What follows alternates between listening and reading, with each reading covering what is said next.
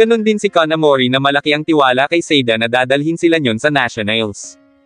Kilala ang Mawashi belt ni Seida na malinis sapagkat hindi man lang iyon nahahawakan ng sino mang kalaban nito, kaya napapaisip ang ilang manunood kung matatalo iyon ni Hinomaro. Parehong national treasure ang dalawa kaya ang lahat ay nakaabang sa laban ng mga ito. Matindi ang laban at mapapansing panay ang pag-atake ni Hinomaro nang hinitian lang ni Seida. Nagugustuhan ni Seida kung paano siya atakihin ni Hinomaro dahil ngayon lang umano niya naranasan ang ganoon. Maya-maya pa ay gumanti na si Seida ng pag-atake hanggang sa tumiindi na ang laban nilang dalawa.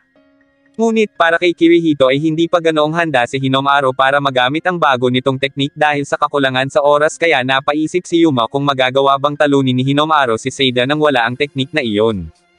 Gayunpaman, malaki ang tiwala ni Chihiro kay Hinomaro at hindi naman nga sila binigo niyon dahil patuloy itong lumalaban kahit muntik na sanang mapabagsak ni Seida bagay na ikinagulat nila.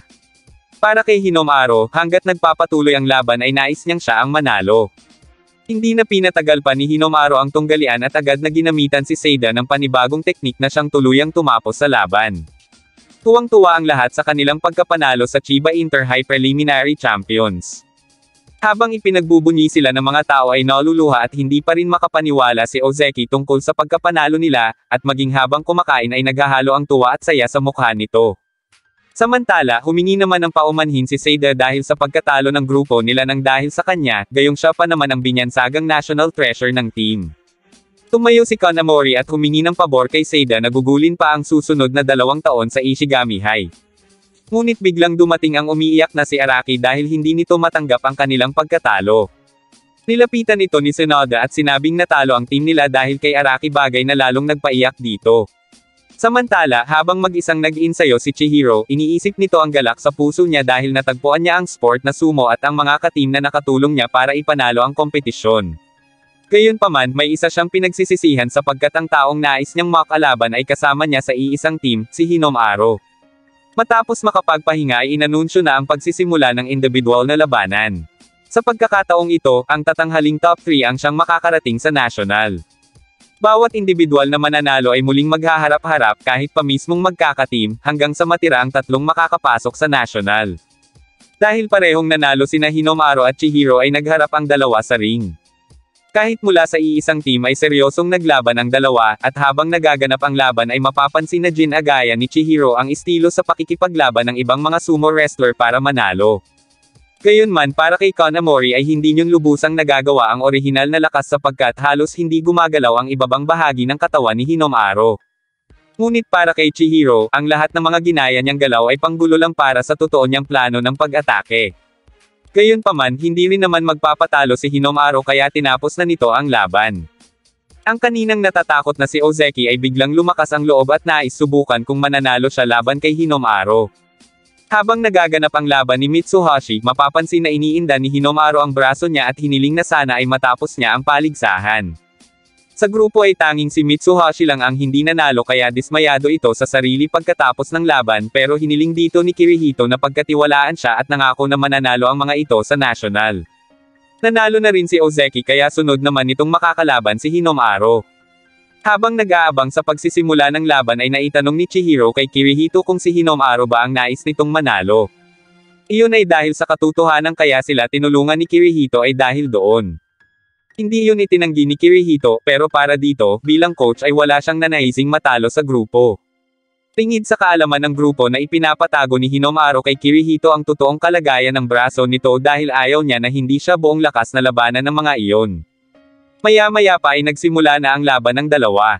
Sa kabila ng kondisyon ng braso ni Hinomaro, naisip ni Ozeki na wala nang mas haalaga pa sa laban na iyon para sa kanya sapagkat 3rd year na siya, at yun na ang una't huling laban para sa kanya kung matatalo siya.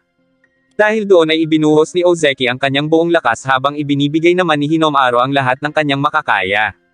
Habang umiinit ang labanan ay nakaramdam ng inggit si Kirihito dahil nais din sana nitong maranasang makipaglaban kay Hinomaro. Maya-maya pa ay idineklara na ang pagkapanalo ni Hinomaro sapagkat nagawa nitong mapalabas ang kanang paa ni Ozeki sa labas ng ring. Gayunpaman, masaya si Ozeki para kay Hinomaro at binati pa niya ito dahil sa pambihirang lakas, at sinabing hindi malabo na maging isang profesional na yokozuna si Hinomaro balang araw.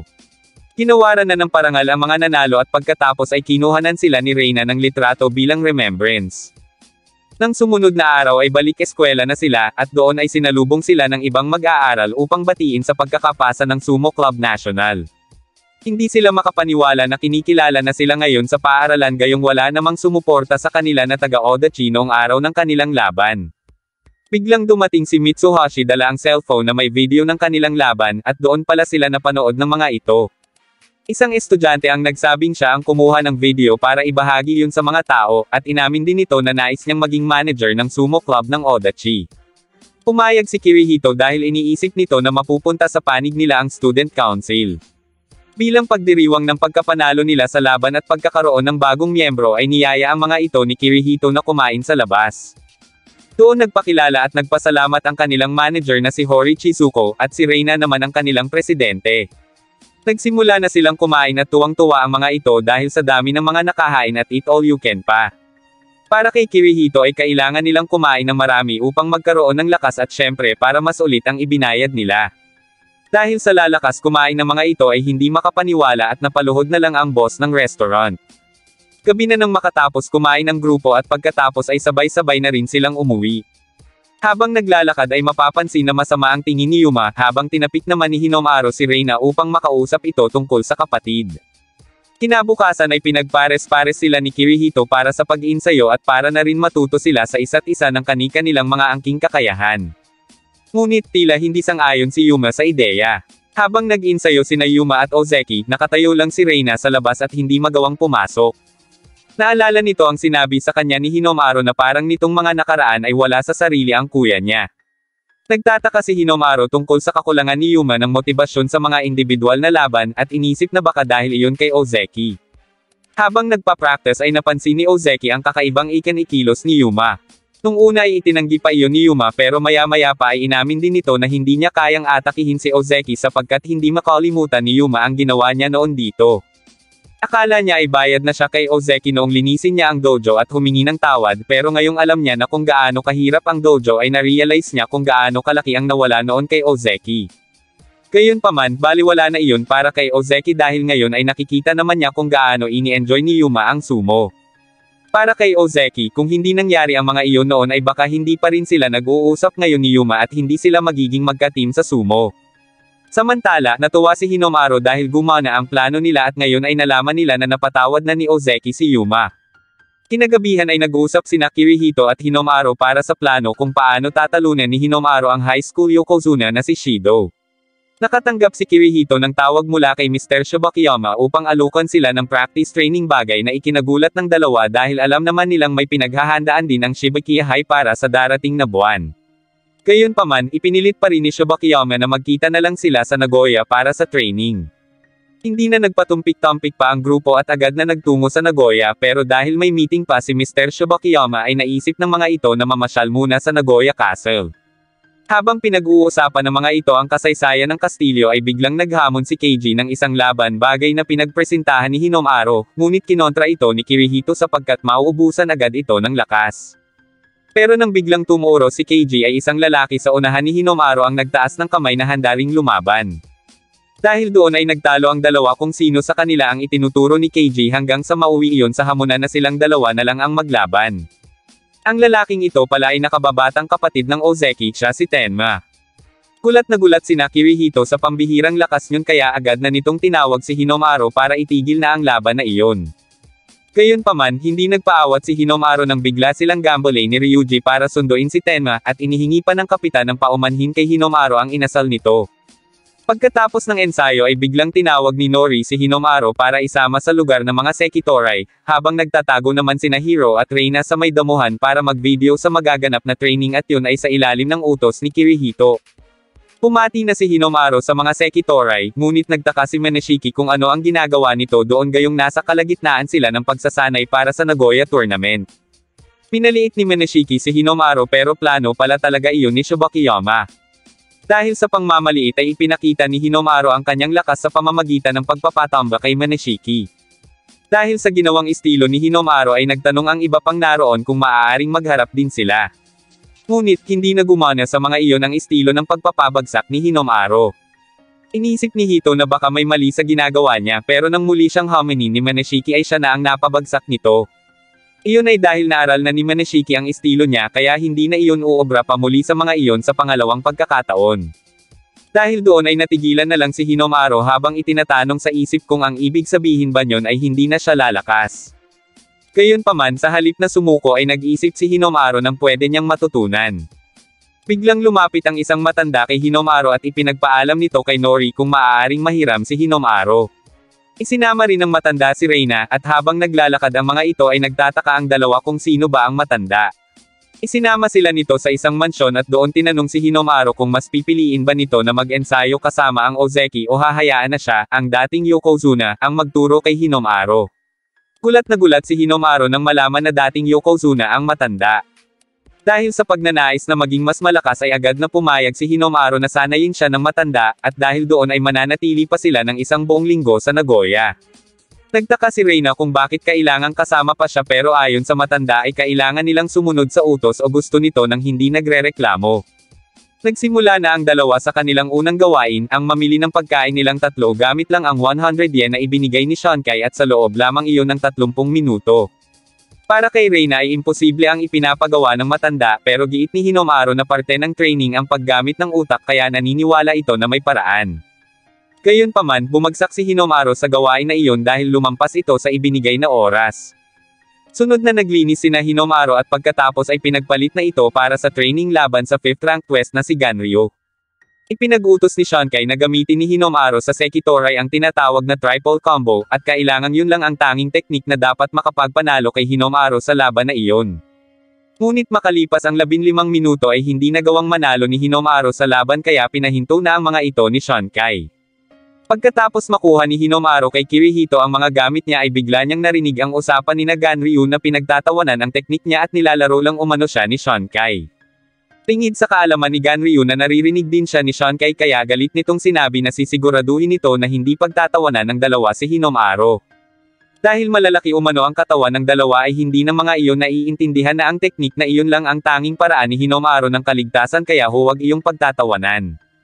Kinabukasan ay muling pinamalengke ni Shankai sina Hinamaru gamit lang ulit ang budget na 100 yen upang bumili ng 8 magkakaibang gulay. Hindi man maintindihan ang ibig sabihin yon ay pinili na lang ni Hinamaru na magtiwala kay Shankai. Sa pangalawang pagkakataon ay bumagsak si Hinamaru dahil 3 gulay lang ang nabili niya. Nag-training na ulit si Hinamaru, at habang nagaganap iyon ay nagkaroon si Reina ng pagkakataong itanong kay Shankai kung nakakatulong ba talaga yun kay Hinamaru. Ipinaliwanag ng matanda na nais niyang matuto si Hinamaru kaya kung basta niya na lang sasabihin dito ang dapat gawin ay hindi magsisink in dito ang kahalagahan yon. Habang naliligo si Reina ay nakausap niya si Shankai na nasa labas at doon niya nalaman na kaya siya yun pinanatili doon ay dahil sa impluwensyang naidudulot niya kay Hinamaru. Pagkatapos maligo ay nakasalubong niya si Hinamaru na dala ang mga flyer para sa preparasyon para bukas. Nagulat si Reina at sinabing dapat ginamit na lang ni Hinamaru ang cellphone niya dahil ipapahiram niya naman iyon, bagay na hindi nito alam kaya sinabi ni Reina na mas malaki ang mundo kesa sa inaakala nito. Dahil doon ay may na-realize si Hinamaru kaya nagpasalamat ito kay Reina. Kinabukasan ay nagpaiwan na si Reina habang namimili si Hinamaru gamit ang 100 yen nang biglang dumating si Tenma. Binati nito si Shankai at sinabing nais din nitong magsanay doon sabay dating ni Hinamaru. Kinilala ni Shankai si Tenma bilang nakababatang kapatid ng Ozeki Daikisho kaya sigurado umano ito na masamang reputasyon niya ang nalalaman ni Tenma dahil sa mga iyon. Gayunman wala umanong pakialam si Tenma at nais pa ring magpaturo kay Shankai. Biglang naghamon si Tenma ng laban kay Hinamaru upang ipakita kay Shankai na siya ang mas dapat turuan nito. Tinanggap ni Hinamaru ang hamon ngunit agad itong pinigilan ni Shankai sapagkat hindi pa nga niya napeperpekto ang teknik na triple combo. Gayunpaman, hiningi ni Hinamaru ang tiwala ni Shankai na maipapanalo niya ang laban na iyon kaya pumayag na rin ang matanda. Agad na sinimulan ng dalawa ang laban at sa huli ay napatunayan nga ni Hinamaru na kaya niya iyong ipanalo. Natuwa si Shankai dahil sa wakas ay nahanap na ni Hinamaru ang kasagutan at nalutas na nito ang palaisipan na maaari niyang gamiting pantawag sa telepono ang 100 yen at magpa-deliver ng pagkain sa halip na mamili at magluto, sapagkat hindi naman sinabi ni Shankai na ibili niya ng mga sahog ang 100 yen. Dumating na ang in-order na tempura ni Hinamaru kaya ibig sabihin ay nakapasa ito sa pagsubok. Pagkatapos yun ay hinintay ng 3 ang bisita ni Shankai, at doon nanlaki ang mga mata ni Hinamaru nang makita ang kasalukuyang Yokozuna. Tuwang-tuwa si Hinamaru sapagkat nararanasan niyang makalaban ang mga Yokozuna. Para sa kanya ay pinagpala siya, bagay na ikinatuwa ni Shunkai at sinabing pagtutulungan nila ang pangarap ni Hinomaro. Samantala, habang puspusan din sa pagsesenay ang iba pang mga kagrupo ni Hinomaro, napansin ng mga ito ang pagkawala ni Ozeki ng kumpiyansa. Dahil doon ay naisip ni Chihiro na isama ito sa isang lugar. Habang naglalakad pa lang ay sinuotan ito ni Chihiro ng maskara at saka pinasok ang prestihiyosong paaralan ng Kanazawa High upang maghamon ng laban. Walang kaalam-alam si Kirihito sa ginagawa ng mga iyon dahil abala ito sa pagtutok kina Yuma at Mitsuhashi. Dahil sa ginawa ng tatlo ay pinaluhod sila ng mga ito habang iniinsulto. Maya-maya pa ay pinauwi na rin sila, at habang tahimik na naglalakad ang tatlo ay may na-realize si Ozeki tungkol sa pang-iinsulto sa kanila. Bumalik mag-isa si Ozeki upang sabihin sa mga taga-Kanazawa na hindi ang mga iyon mananalo ngayong taon sa national dahil ang Oda Chihai ang pinakamalakas na sumo club. Samantala, pagkatapos ng practice na laban nina Mitsuhashi at Mr. Shibakiyama ay ipinahayag ni Kirihito ang kanyang konting pagkainggit sapagkat naranasan umano ni Mitsuhashi na makalaban ang isang Mr. Shibakiyama. Para kay Mitsuhashi, di hamak na mas magaling umano magturo si Shibakiyama kesa kay Kirihito, pero nilapitan niya ito at sinabing may mga bagay na maaari pa nitong mapaghusayan. Gayunman ay nagpapasalamat si Mitsuhashi dahil sa mga natutuhan niya mula kay Kirihito, at hiniling kay Shibakiyama na mag-training pa sila at makipag-sparring din ito kay Kirihito. Nakaramdam ng konting hiya si Kirihito at ipinaalala na kaya lang naman niyang makipaglaban ng hindi lalampas sa 20 segundo kaya mas pinili na lang niya na maging coach.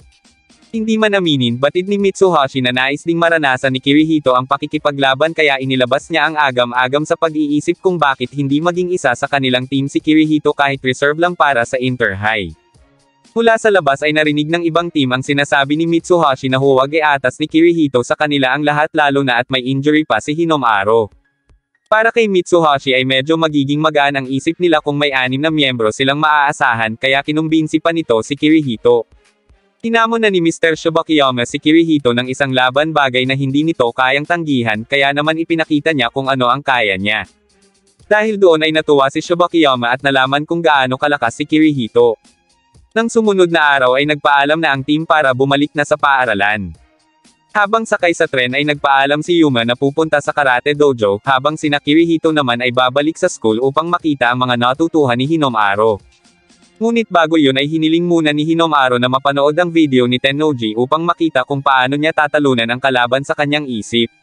Matapos yung mapanood ni Hinomaro, sa halip na masindak sa pambihirang lakas yun ay naging inspirasyon pa iyon nito para magpatuloy at maging pinakamalakas na high school sumo wrestler. Walang sawang nag-practice ang team para sa iisa nilang layunin na mas mapalakas ang Oda Chihai Sumo Club. Makalipas ang ilang araw, sa wakas ay dumating na ang araw ng Inter-High pero bago iyon ay dumalaw muna si Hinomaro sa puntod ng pamilya niya para ialay sa mga iyon ang laban niya. Bagaman si Tennoji ang naghaharing kampyon para kay Hinomaro ay tatalunan niya iyon upang maipakita sa lahat na may isa pang napakagaling na manlalaban tulad niya. Naniniwala naman sina Chihiro sa kakayahan ni Hinomaro at umaasang magiging Yokozuna nga ito. Maya-maya pa ay nagsimula na ang laban sa pagitan ni Tennoji at Hinomaro. Bawat isang naroon ay nakatutok kaya kitang-kita nila kung gaano kabilis ang unang pag-atake ni Tennoji. Habang pinapanood ang laban ay naisip ni Kirihito na maswerteng nabiyayaan si Tennoji ng ganoon kalaking katawan. Ngunit noong elementary iyon ay hindi pa iyon ganoong kalaki kaya naramdaman din yun ang mga pinagdaanan ni Hinomaro. Pero sa kabila ng mga iyon ay umayon kay Tennoji ang landas sa pagiging pinakamalakas na sumo wrestler. Pumalik na sa nagaganap na laban ang diwa ni Kirihito at mapapansin na pilit itong nilalabanan ni Hinomaro. Sa kabila ng lahat ng pinagdaanan ni Hinomaro para makarating doon para sa kanya, kailanman ay hindi siya nakaramdam ng pagod sa laban. Talagang masasabi niyang malakas nga si Tennoji at nirerespeto niya ang kalakasan yon. Unang beses pa lang niyang nakita ang laban ni Tennoji ay hindi niya na iyon nakalimutan at palagi niyang pinapanood ang bawat laban nito. Hindi man siya malaki, mapanood lang niya ang laban ni Tennoji ay parang lumalakas na rin siya, at iyon ang kanyang patunay na kahit maliit ay may pag-asa pa ring manalo. Mas naging kabang-abang na ang mga pangyayari sa laban sapagkat inakala nilang mapapabagsak na ni Hinomaro si Tennoji. Ngunit, hindi iyon hinayaan ni Tennoji at tuluyan na nitong pinabagsak si Hinomaro, kaya natigilan na lang ang mga ka-team nito. Sa kabila ng pagkabigo ay hindi ipinakita ni Hinomaro na talunan siya at sinabing may iba pa namang pagkakataon dahil first year pa lang naman siya. Pero para kay Reina ay wala ng pagkakataon dahil wala na doon si Tennoji sa susunod na taon, gayong nag-ensayo pa naman ng matindi si Hinamaru upang talunin iyon. Hindi rin naitago ni Hinamaru kay Ozeki ang totoong kalagayan ng braso niya sa mga oras na iyon kaya agad siya nitong ipinagpatawag ng taxi para ipagamot iyon sa ospital. Nagalit si Hinamaru sapagkat ayaw niyang maging dahilan kung bakit hindi nila makakamit ang kanilang pangarap. Gayunpaman, nakaisip si Ozeki ng iba pang plano kaya nakumbinsi na nito si Hinamaru na ipagamot muna ang braso. Agad na sinamahan ni Shibakiyama si Hinamaru sa Connie Clinic habang ipinagpapatuloy ng team ang kanilang laban. Sa clinic, nagulat ang doktor nang makita ang height ni Hinamaru at tumanggi itong manggamot. Aalis na sana ang doktor pero pinigilan ito ni Hinamaru para makiusap sapagkat hinihintay umano siya ng mga katim niya. Para kay Reina ay seryoso ang magiging laban nila sapagkat makakalaban din nila si Tenma. Maya-maya pa ay sumalang na si Ozeki laban kay Aizawa na mula sa Kanazawa High, habang tumatanggi pa rin na manggamot ang doktor dahil ayaw umano nitong mag-aksaya ng panahon sapagkat hindi rin naman umano mananalo ang team ni Hinamaru laban sa Kanazawa High. Inihayag ni Hinamaru ang tiwala niya sa mga kagrupo niya nang marinig at makita sa mga mata ng kapitan nila ang pagpupursiging manalo kaya hindi na siya nag-aalala ngayon pero nais pa rin niyang lumaban kasama ang team. Dahil doon ay pumayag na ang doktor na gamutin si Hinamaru. Samantala, hindi makapaniwala ang kasamahan ni Nori na napabagsak ni Ozeki si Aizawa. Sunod na sumabak si Yuma laban kay Sera at nagawa rin nitong mapabagsak ang kalaban. Malaking bagay para sa team ang magkasunod na pagkapanalo ng dalawa, ngunit nag-alinlangan sina Nori kung ano ang kahihinatnan ng susunod na laban dahil si Tenma na ang sasalang. Habang ginagamot ng doktor ang braso ni Hinamaru ay ikinikwento nito ang angking kakayahan ng bawat miyembro sa kanilang team. Nag-umpisa na ang laban ni Chihiro at Tenma at mapapansin ang bilis ng pagkilos ni Tenma na halos hindi nabigyan si Chihiro ng pagkakataong makalaban. Gayunpaman, nagawa nitong makabawi kaya inisip ni Tenma na pagtatawanan na naman siya sapagkat bilang isang national treasure ay inaasahang mananalo siya pero heto siya at tinatalo ng isang baguhang sumo wrestler. Pero dahil ninanais ni Tenma na maging isang magaling na sumo wrestler tulad ng kuya niya ay agad nitong sinubukang pabagsakin si Chihiro. Gayunpaman, hindi siya nagtagumpay dahil sa huli ay si Chihiro na naglalayong maging pinakamalakas ang nagwagi sa pagitan ng laban nila.